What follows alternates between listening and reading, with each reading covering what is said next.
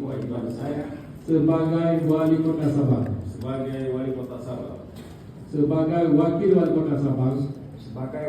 Kota Sabang, dengan sebaik-baiknya dan seadil-adilnya memegang teguh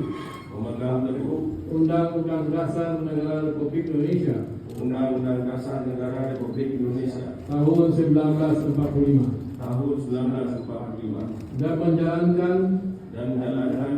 segala undang-undang peraturan dengan seluruh-seluruhnya serta berbakti kepada masyarakat Nusa dan bangsa.